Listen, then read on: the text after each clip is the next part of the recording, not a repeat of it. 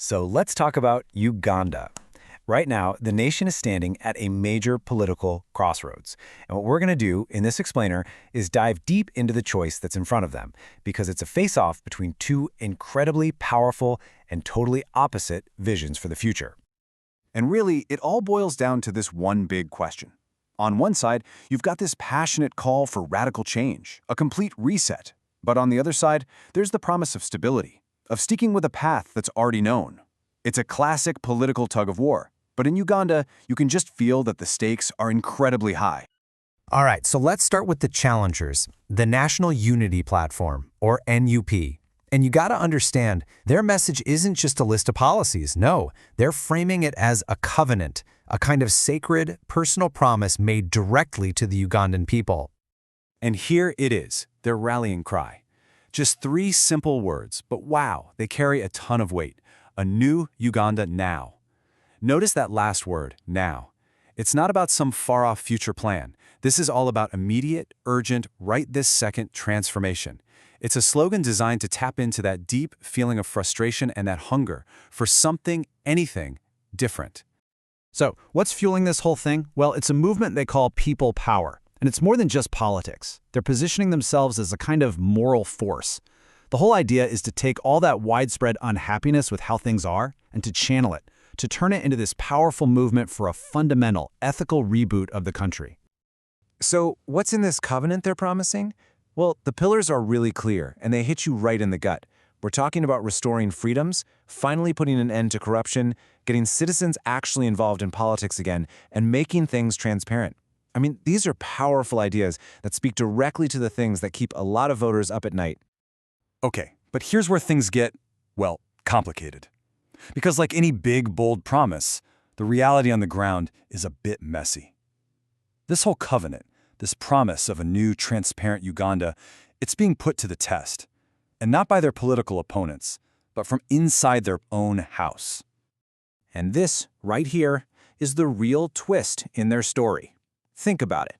For a party that's built its entire identity on being the clean alternative, the answer to all the corruption and backroom deals, well, having your own internal problems is a serious threat to your credibility. It's a huge challenge. And look, the allegations they're pretty serious. We're seeing reports of everything from bribery just to get selected as a candidate to scandals about favoritism. There are even these shocking sex for flag allegations where a party nomination is supposedly traded for sexual favors. All of that, plus what seems to be a real weakness in holding their own people accountable, creates this massive gap between what the party says it is and what's reportedly happening behind the scenes. All right, so now let's switch gears and talk about the other side of the coin. The ruling party, the National Resistance Movement, or NRM. They are offering a completely different story. They're countering that emotional call for change with a much more grounded argument for stability and, a proven track record. So while the NUP's message is really driven by protest and emotion, the NRM's is all about structure and institutions. Their appeal isn't so much about a feeling, it's about a resume. They are selling predictability in a very uncertain world, and they're laser-focused on showing tangible results. And you can see their main arguments laid out right here. They point to decades of providing security. They point to the infrastructure they've built, the roads, the electricity. And their promises aren't just pulled out of thin air. They're tied to these big, established national plans, like Vision 2040. It's all about reinforcing this image that they're the steady hand on the wheel. So there you have it, 2 totally different pitches for the country's future.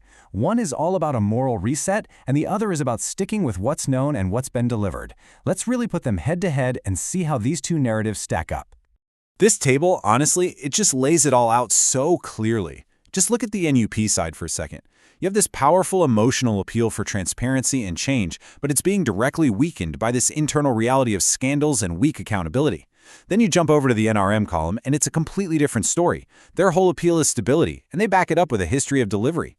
When you look at it from a voter's perspective, in terms of risk, the NUP looks like an urgent, necessary fix, but its own internal mess makes it a gamble. The NRM, on the other hand, is positioning itself as the safe, predictable choice. So, where does that leave the average voter? Well, it puts them right in the middle of a really tough dilemma.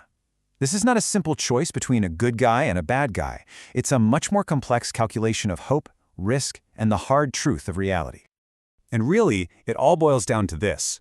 On the one hand, you have the challenger, offering this incredible promise of sweeping, radical change. But that promise comes with a dark cloud hanging over it, big questions about its own integrity. And on the other hand, you have the incumbent, offering proven stability. But that comes with all the baggage of being in power for a long time and all the frustrations that have built up over the years. And that's really the question that hangs over everything, isn't it? When a party's inspiring promises crash right into its own internal problems, and the only alternative is a kind of stability that many people find frustrating, how does a nation even begin to weigh its options? How do you choose the path forward? That is the huge, profound challenge that Uganda is facing right now.